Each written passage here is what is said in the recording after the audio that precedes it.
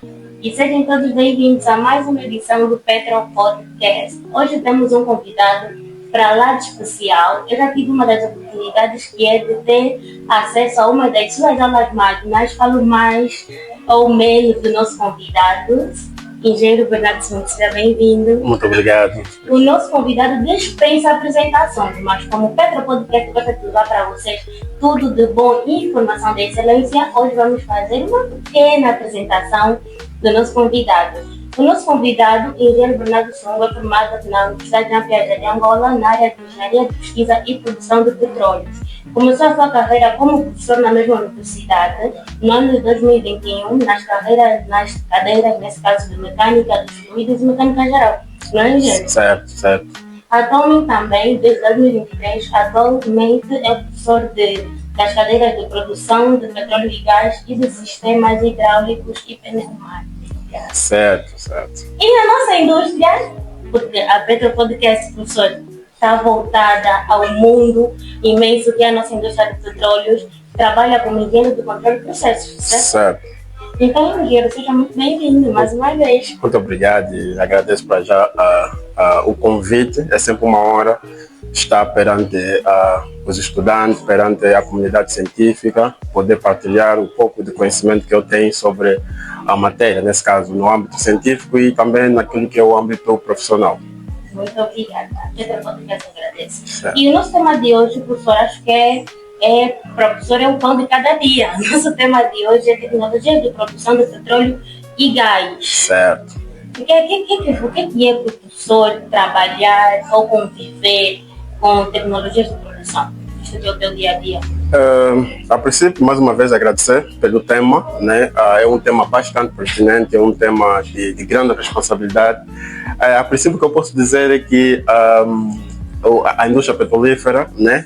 Posso não falar de outras indústrias, mas o que eu tenho na experiência, onde eu trabalho, posso dizer e garantir que é uma indústria bastante rígida e de grande responsabilidade. E nós estamos a falar de tecnologia de produção. Automaticamente já estamos diretamente ligados com aquilo que é a matéria-prima, que nesse caso é o nosso óleo, né? Em outras palavras, nós temos que é o nosso hidrocarboneto, como todo mundo sabe que hidrocarbonetos, né, são compostos formados pelos átomos de carbono e hidrogênio que em si, numa emulsão, eles formam aquilo que é o material adequado que a gente precisa, né, depois de refinos e temos assim o nosso óleo. Então, é de grande responsabilidade, é de grande maturidade, está ligado diretamente à tecnologia de produção. Falar de tecnologia de produção de petróleo e gás, nós estaremos a falar hoje, amanhã, depois da manhã e poderíamos falar até não sei quando, porque é um tema muito vasto, mas o que eu posso dizer é que a indústria petrolífera, em termos de tecnologia, é uma das indústrias mais avançadas, porque existe tecnologia que até as academias ainda não têm acesso, são tecnologias extremamente especiais, específicas, simplesmente para o sistema de produção de petróleo e gás. O senhor, como estudante também de pesquisa e produção, ao longo do tempo, né, já estamos nessa produção há um bom tempo, certo, já temos acesso a alguns softwares que a mesma universidade fornece. Então, sendo professor já um estudante anteriormente, atualmente professor e profissional da área, quais são os benefícios que o professor vê que a tecnologia trouxe para a indústria do petróleo? Desde o momento que ocorreu a evolução industrial, nesse caso estamos a falar da indústria petrolífera, a tecnologia já esteve presente, ou seja, a tecnologia em si foi um dos elos fundamental para a optimização da eficiência de produção da indústria petrolífera, ou seja, a tecnologia já está inserida na indústria petrolífera há muito tempo, podemos até garantir desde o século passado. Então é muito importante trazer aqui que cada dia que passa essa tecnologia tem estado a evoluir e é muita tecnologia em termos de software, em termos de equipamentos, ou seja, em cada área. Se nós falamos de produção, vamos tentar aqui ser um pouquinho específico. Nós temos, né, a parte de exploração, né, pesquisa, e temos a parte de produção. Se nós formos em termos de exploração, prospecção, tem tecnologia muito avançada. Agora se usa drones, só para termos uma ideia, os drones são usados simplesmente para fazer survey, né? Ou seja, inspeção e também usar a tecnologia de sinais ultrassônicos para poder fazer a avaliação do campo. Nós sabemos que para a superfície nós temos geofones, né? Que são praticamente os equipamentos que se usa muito naquilo que é a prospecção de petróleo e gás. E nós estamos a falar simplesmente de uma tecnologia à superfície, a surface. Quer dizer que tudo quando você pode encontrar numa tecnologia de surface, estamos a dizer um sistema de produção, um sistema de exploração a seco no ambiente, nesse caso em surface, também considera uma tecnologia submarina. Ou seja, aqui já estamos a falar aquilo que é tecnologia de produção onshore e offshore. E é só para dizer que a tecnologia está tão elevada na indústria petrolífera que não teríamos todo o tempo para poder falar aqui, mas só para dar uma chega, se nós temos sistemas de inspeção de tubulações em surface, também temos sistemas de inspeção de tubulações em subsea, ou seja, usa-se drones, em subsea usa-se, existem alguns equipamentos, uma deles é AUX, que é Auxiliary Underwater Vehicle, são alguns drones submarinos que permitem fazer inspeção de tubulações, né, de todo o sistema de desenvolvimento submarino. Também já ouviram falar de ROV, né, que são praticamente os Remote Offshore Vehicle, que são os bonecos, podemos assim dizer, né, que ficam flutuando aquilo que é em toda em subsea, ajudando assim nos trabalhos de intervenção, de poços, de instalação e também de inspeção também do próprio equipamento que tiver lá embaixo, nesse caso a árvore de Natal, né? Se a árvore de Natal já está há algum tempo, precisa se fazer uma inspeção, um survey, fazer uma inspeção, né? E comprovar que todos os equipamentos, ou seja, todos os dispositivos que estão na árvore de Natal, vou já dizer árvore de Natal, estão em conformidade. Ou seja, se nós temos uma árvore de Natal a uma profundidade, vamos supor, de 2.000 metros de profundidade, e nós queremos confirmar que todas as válvulas da árvore de Natal estão fechadas, claro, nós na sala de controle conseguimos dar conta em termos de softwares, em termos de sistema de comunicação de controle, mas também é necessário que se tenha uma visibilidade física, porque as próprias válvulas que você tem no computador, na sala de controle, que elas estão fechadas, aquele é apenas um sinal que ele manda. Então também é necessário que se comprove no campo.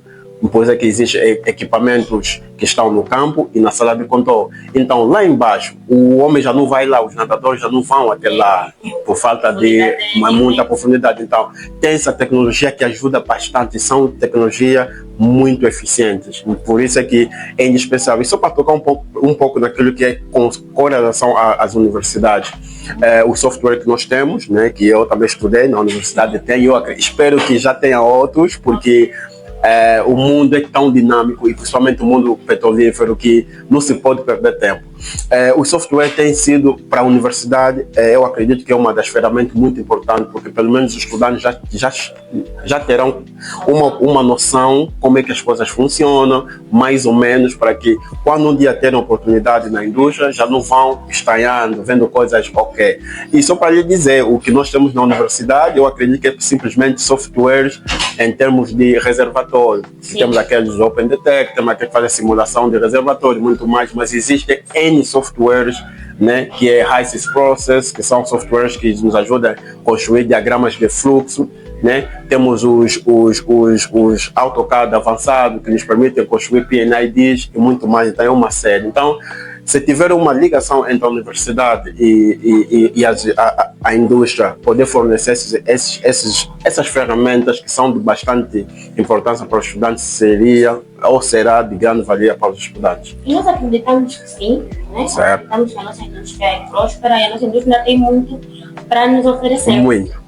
Como engenheiro de processos e professor, o que o professor busca passar, ou qual é o nível de responsabilidade que o professor busca apresentar todos os dias, tanto no serviço ou tanto na indústria, tanto para os estudantes? Sabemos que a nossa indústria é dinâmica e exige muito em termos de segurança, tanto dos materiais e também dos operacionais. Como engenheiro do processo, quais são os requisitos que o professor usa especificamente, né, para a segurança do seu local de trabalho e os colegas? Certo. Há um ponto muito importante que se falou aqui, que é a indústria. Nós sabemos que quanto maior é o nível de uma determinada coisa ou elemento, maior é a responsabilidade. E nós estamos a falar da indústria petrolífera, talvez está aí na lista dos terceiros, né, a tecnologia mais avançada que se usa em termos de indústria. E ali tem uma frase que é importante para todos, que é safety first, ou seja, segurança em primeiro lugar. E a segurança não é mais do que você ouvir ou passar, mas é consciência. Ou seja, você tem que ter aquela capacidade de responsabilidade de dizer que não, eu estou aí, mais do que eu cumprir um processo de segurança que a empresa dá, primeiro eu tenho que cumprir aquilo que é a minha consciência, porque a segurança é a consciência. Ou seja, se tu primeiro meteres a tua consciência no que eu tenho que fazer isso seguro, porque é muita coisa que está em jogo, é muita responsabilidade que me foi, é muita gente que poderia dar essa responsabilidade, mas deram a mim, deram essa oportunidade a mim. Então você tem que ter essa mentalidade de dizer que não, a segurança começa primeiro comigo, depois é que eu vou aplicar as regras, as normas que a indústria petrolífera se farta de poder dar nos seus trabalhadores. E outro elemento fora da segurança é a qualidade. Ou seja, são departamentos extremamente importantes na indústria petrolífera, que é HSE e Quality. Ou seja, são departamentos que andam juntos. Ou seja, um trabalhador no final do dia tem que apresentar um nível excelente de segurança e um nível excelente de qualidade. Qualidade é o quê? Vou tentar aqui dar um spotlight, uma coisa para podermos também refletir até nas nossas vidas. A qualidade não é fazer bem quando as pessoas te vejam. A qualidade é fazer bem quando ninguém está te observar. Aí sim é que mantém a qualidade. Um exemplo concreto nas nossas casas. Não fica impressionado com teu filho que faz limpeza todos os dias porque sabe que o papá está em casa. Fica impressionado com teu filho, mesmo sabendo que o papá foi de serviço, não sei quando é que vai voltar, mas a casa está sempre limpa. Esse sim é alguém comprometido com a qualidade e segurança. E temos que saber uma coisa, que a qualidade influencia na segurança. Ou seja, se você não tem a tua casa limpa, você está a criar doenças, você está a criar elementos que podem te causar queda. Já, né? Então quer dizer que se você não tem qualidade, você não tem segurança. Então é importante que essas coisas andem junto. Então na indústria petrolífera, isso é a essência. Mais do que você saber, mais do que você... Não, saber não. Mais do que você pensar que sabes. Porque ninguém sabe. Ninguém sabe. Mais do que você pensar que sabe, mais do que você pensar que consegue fazer uma coisa, tens que passar o comprometimento com a qualidade e segurança no teu local de trabalho. Isso sim é que faz um profissional de sucesso, porque tudo quanto é o conhecimento a gente adquire. E um exemplo muito importante que eu posso aqui lhes passar, e uma visão muito importante, é que uma empresa, de preferência, recrutar alguém que ele sabe que tem uma capacidade de responsabilidade, ética, moral, do que alguém que não tem essas coisas, mas bate muitos casos. Por quê? Porque é mais fácil, ou seja, não é mais fácil, porque não existe.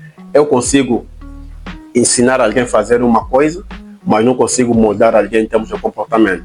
E se você já está no nível de entrar numa indústria de petróleo, porque você já tem 25 anos, e se a tua casa, teu bairro, não te socializou, não é uma empresa que vai perder tempo para te socializar. Então é muito importante que a gente tenha esse senso de responsabilidade. E de resto, conhecimento, são coisas que com dedicação você ali você dá. Mas eu vos garanto, se vocês não tiverem qualidade, segurança e comprometimento, a tempo e hora, infelizmente não se terá sucesso na indústria petrolífera, que eu posso falar em primeira mão, e acredito também em outras indústrias que funcionam da mesma forma. O engenheiro não é só números. O professor mostrou que a engenharia vai além. O engenheiro deve ser completo, não é? Certo. E eu tive uma das suas aulas de marketing e algo que me deixou realmente muito curiosa foi quando o professor disse que o professor já entrou na indústria com, se muito não me falha, com 15 ou 10 cursos, não? Mais. Então, aí vem a minha próxima questão, professor. Será que com o avanço da tecnologia na indústria afeta a qualidade de mão de obra? Tudo tem um lado positivo e tem um lado negativo. E aí eu digo sempre que nós como pessoas não podemos se preocupar com o que não nos cabe, ou seja, aquilo que nós não temos o controle. nós não temos controle de dizer, não pode mais ter tecnologia, não pode mais ter isso, não, vai afetar isso, não. O que tu tens que se preocupar é a tua capacidade de acompanhar o dinamismo do mundo e principalmente da indústria que você quer ser inserida. Ou seja, o que eu quero dizer com isso é o quê? Infelizmente, né, tem-se observado que as pessoas pensam que a universidade é simplesmente a garantia máxima para te lançar, né, no mundo de trabalho. Muito pelo contrário. Yeah? A educação em si, em termos de conceitos global, a educação simplesmente é uma instituição organizada que te orienta de uma forma ou de outra. Por quê? Porque você dá conta, quando você começa a aprender antes de ir na escola, vais aprendendo estando na escola, vais aprendendo saindo da escola. Tipo, tu vai ver também que quando você também morrer, vais continuar a aprender. Yeah? E com isso eu quero dizer o quê? Que a escola, a instituição, só foi um sistema mundial que se criou para ter uma orientação. Olha, você vai começar a estudar só essas cadeiras até esse tempo, e depois vai ter um diploma, e depois vai te qualificar para uma determinada área. Que na realidade a gente consegue fazer isso fora do ensino. Então é muito importante que a gente, enquanto estamos a estudar, entendamos que a universidade é um sítio de orientação e que é muito fundamental. E eu discordo a ideia de que o estudo como dizem, visão é mais que o estudo. Esquece. Só para vocês terem uma ideia, o Nikola Tesla, o Nikola Tesla, ele foi um bom estudante e foi um dos primeiros engenheiros da General Electric, que é uma das grandes empresas. Estamos a falar de Nikola Tesla, é aquele camarada que inventou, todo mundo sabe. Então é importante nós referirmos isso, mas estamos a estudar, temos que saber o que é que a gente quer. A gente tem que criar um campo eletromagnético entre o sucesso e onde nós estamos agora. Ou seja, tu estás a estudar, eu quero ser integrado numa certa indústria, especifica, limita mesmo, não, indústria X, empresa X, e vai investigando o que a empresa faz. A empresa faz muito, ou seja, tem o seu core business, tem muito a ver com a robótica, tem muito a ver com instrumentação, ok. Eu estou a fazer refinação. Refinação é que é refino, é o sistema de processamento. Já estamos a falar praticamente do último estágio, ou seja, o penúltimo estágio, que é o processamento, refino do óleo. É necessário que você veja, não, aí tem instrumentação. Então, enquanto eu tiver um tempo livre, vou fazer um curso de instrumentação, porque eu sou engenheiro de refinação, posso estar na planta de processamento. Só que os estudantes às vezes têm na cabeça que essa refinação, não sei o que eles pensam, que são mesmo processos, mas é muita coisa. Então, o estudante tem que ter a capacidade de ir mais além do conhecimento. Eu sempre digo uma coisa, estude não porque você está na universidade, porque está na escola, estude para que as coisas vêm como consequência, ou seja, estude pelo teu conhecimento próprio, para a tua satisfação própria, e depois acredita que o resto virá como consequência. As oportunidades, a nota de mérito no Piaget, te chamarem para ser docente, isso tem que vir como consequências, né? Então é mais ou menos isso. E quando referiu em termos de cursos, e eu sempre fui um estudante muito inconformável, posso assim dizer, em termos do que eu procurava aprender. Eu sabia que eu vim de um curso de ensino social, né? Ensino econômico, que não tem nada a ver com engenharia, e eu sempre acreditei que o problema não é como você começa, mas é como você, não como termina, mas é como você vai caminhando. Então eu fui acreditando, porque na realidade o começo e o fim nós não temos como determinar. Então não tem como eu dizer que como vou terminar, mas você pode estabelecer metas. Pois é que em estudo de vetor você tem uma reta ponto, origem e extremidade. Sim. Aquela origem e extremidade é porque só tem que meter esses dois elementos para você ter como correlacionar, estudar. Senão você não teria como a nossa vida. Vamos determinar que o começo é sítio X e o término é sítio X. E aí você consegue ter uma satisfação. Então, eu passo a mensagem para os jovens.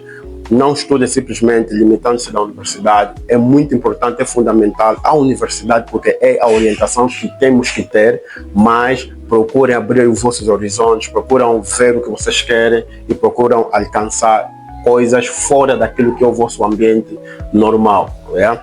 Esse é o que eu posso fazer. Fala-se muito das tecnologias tudo para o processo do petróleo. Certo. E é visto que o nosso país busca alcançar metas também com o gás natural. Certo. E o professor, como engenheiro do controle, né, quais são as tecnologias que vocês usam? Será que são as mesmas da tecnologia da produção do petróleo, a tecnologia da produção do gás? São totalmente diferenciadas ou não? A tecnologia, a tecnologia em si é um standard, né? Ou seja, começando em termos de tecnologia, a tecnologia vem para otimizar, né, a eficiência da produção, vamos supor, nesse caso de petróleo e gás. Vamos falar um pouco do óleo, né, que é o nosso, chamamos o óleo, né, temos a parte de óleo e temos a parte do gás. A tecnologia que se usa muito, nesse caso, é a instrumentação, né, porque são sistemas muito complexos que, por si só, o ser humano não poderia conseguir delimitar toda a situação, ou seja, dar conta de todo o processo. Imaginemos, nós temos um separador, né? Um separador, vou dizer um separador trifásico, que temos a saída do gás, óleo e da água.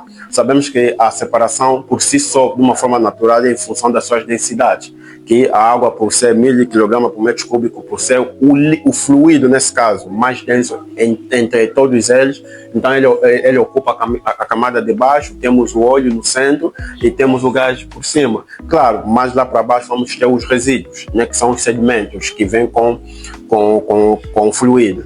Imagine que você tem um separador trifásico, tem esses 3 elementos lá dentro. Como é que você, com capacidade, ou seja, temos capacidade, mas quantos seres humanos têm que estar diretamente ligados ao separador para dar em conta a temperatura, qual é a pressão, qual é a separação que existe, quais são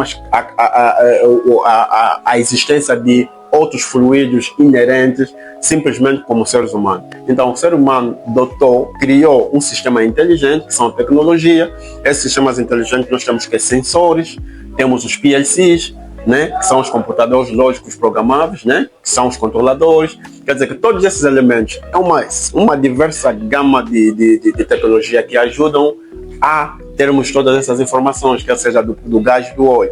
Falando da relação, não existe relação porque tudo que um sensor detecta, uma informação, o que vai acontecer é simplesmente a especificação do elemento.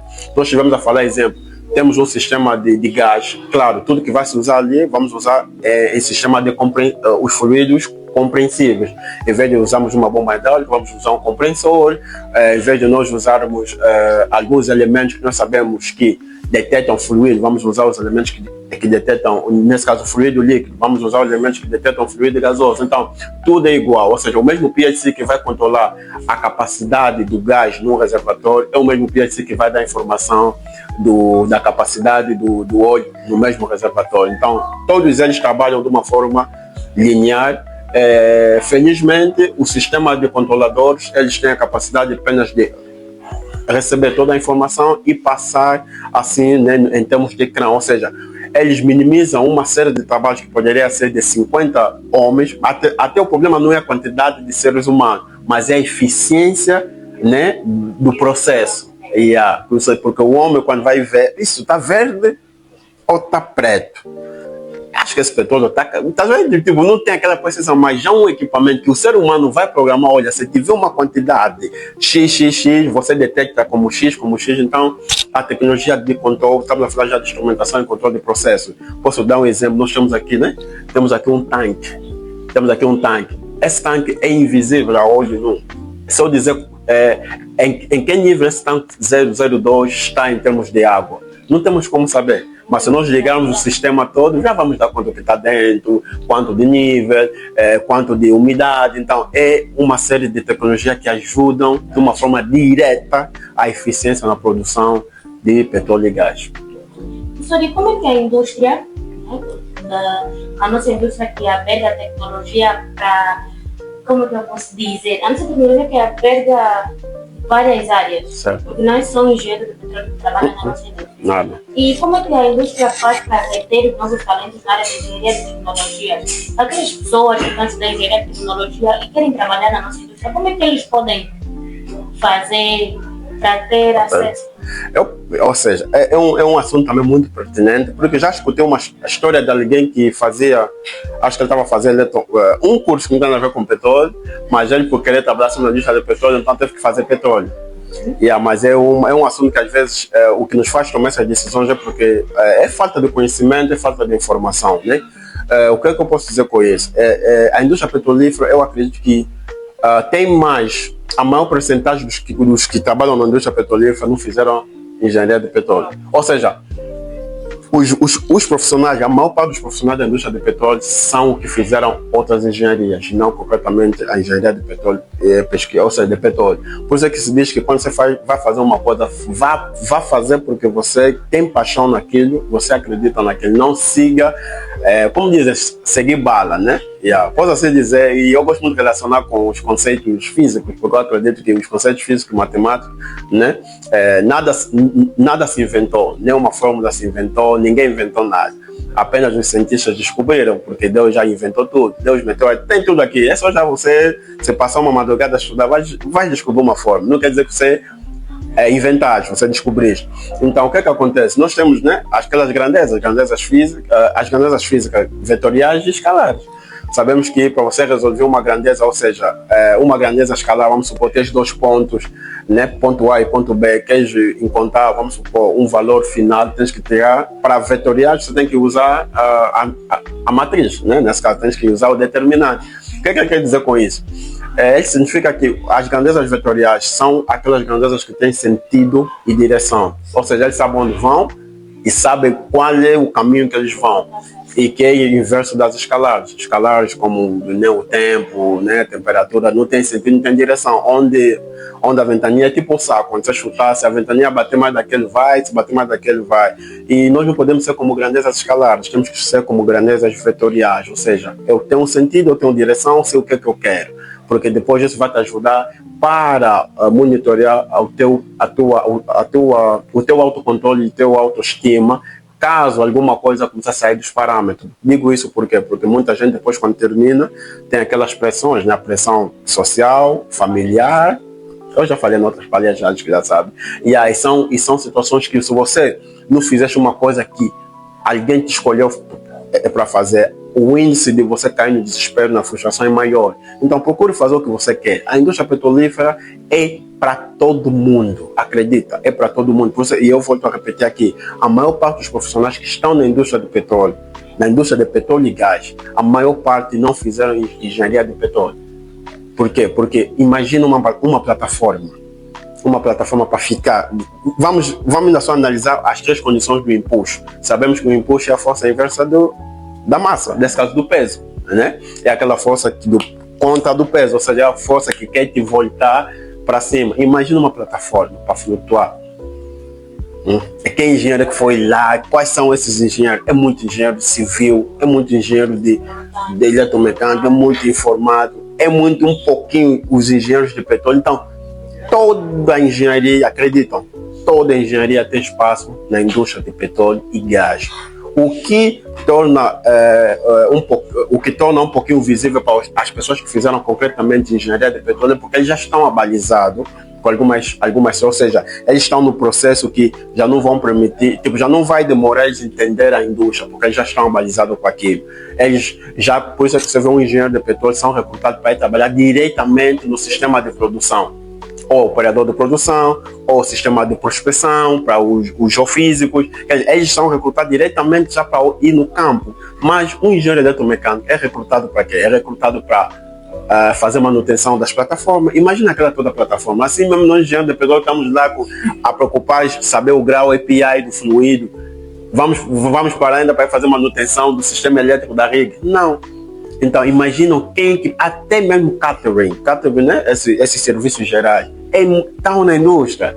Os que fazem comida, os que fazem manutenção são os eletricistas, os AC, sistema de refrigeração, os capitães, toda a engenharia é vasta. Então é vasto, se eu começar a falar aqui cada um da sua função, não vamos terminar, mas é só para fechar que é necessário que tenhamos um entendimento completo de que não só engenheiros de petróleo vão trabalhar na indústria de petróleo. Tudo que é engenharia, por isso que você escuta, engenharia. Tudo que nós temos em comum, sabe o que? É porque somos, né? Porque o engenheiro é todo indivíduo dotado de capacidade e autoridade na resolução dos problemas técnicos e sociais. Quer dizer que por isso que você engenheiro informático, tudo que nós temos em comum é a engenharia. Muito obrigada, professor. Foi uma entrevista breve. Desde já, antes de me despedir aqui do professor, quero convidar você que está aí em casa. Esse já é o nosso 6º episódio. A gente vai atrás para levar para ti o melhor que a nossa indústria tem para oferecer, não é? Certo. Siga as nossas páginas, nosso YouTube, nosso canal é Petro Podcast. Já estamos no LinkedIn como Petro Podcast, no TikTok Petro Podcast 12 e no Facebook Petro Podcast. Professor, é difícil dizer adeus, né? Mas quero que você deixe considerações finais, uma breve consideração para aqueles que são engenheiros que ainda não exercem, aqueles que são estudantes e têm o desejo também de entrar na indústria do petróleo. Ok, é extremamente importante essa parte, porque é praticamente o que nos define, porque ninguém quer estudar para ficar em casa, ninguém quer estudar para simplesmente ficar aí andar à toa, é porque quer atingir, quer resolver problemas. Mas o que eu deixo primeiramente é capacitem-se, porque é muito importante. Às vezes a gente reclama de oportunidades, mas a gente não se pergunta se a gente está preparado para ter essa oportunidade. Às vezes é muito notável, as pessoas reclamam. Claro, tem os seus objetivos, tem os seus motivos, mas eu digo, depois de tu reclamar, vai mudar alguma coisa? Não. Então, procurem mesmo se capacitarem-se, é muito importante. Não simplesmente limitam em ter notas, em tirar cadeiras, em depois dispensarem. Não pensam simplesmente nisso. Capacitem-se, estejam sempre preparados, porque o mundo cada vez mais está dinâmico, está muito avançado. A vida está tipo uma raposa, ou seja, o tempo é tipo uma raposa, ela leva tudo rápido. Então é necessário que a gente, todos os dias a gente se capacite. E uma coisa que eu posso deixar aqui bem claro, que as pessoas às vezes também criam um pouquinho de confusão, tu não precisas seguir os outros, não precisas olhar a vida do outro e tentar defini-la como a tua vida, esquece. Assim como cada um nasceu no seu dia, até os gêmeos nasceram. Eu sou gêmeo e eu não falo uma coisa que eu não vivi. Nas minhas palestras todo mundo sabe tudo quanto eu falo é o que eu vivi. E eu vou vos dar esse exemplo de gêmeo porque eu sou gêmeo. Ninguém, até os gêmeos nascem em tempos diferentes. Isso com que cada um tem o seu tempo. E o que a juventude está muito apressado, nesse caso, é não aceitar o processo. Tem uma rosa. A rosa, acho que se aqui dá uma rosa a uma menina, vai mudar logo o semblante. Ou seja, você vai ver a rosa e vai, uau, a rosa é como, mas essa rosa mesmo que te meteu feliz, que te meteu alegre, já, como dizem, ganhei o dia. Se você vê onde ele foi gerado, é com muito sol, tempestade, poeira, e demorou tempo para formar. E você, como ser humano, por que não quer esperar? E para finalizar, não esperam o sinal, ou seja, não procuram entender onde vai vir a bênção, onde vai vir o sucesso, não. Vocês só se preparam porque é aquilo que vocês têm controle. Você vai vir à esquerda, você vai vir à direita, você vai vir não sei aonde, não se preocupe, mas que vai chegar. E para finalizar, como eu gosto de finalizar sempre, porque felizmente eu acredito em Deus, eu sempre digo uma coisa. Nessa vida de toda a correria, de todas as batalhas, lembram sempre de uma coisa, estar no mesmo barco com Jesus não significa que vocês não terão tempestade, mas tem que ter certeza que o barco não vai afundar. Termino com essa frase. Obrigado. Muito obrigada, professor. E até o próximo episódio. Tchau! Tchau.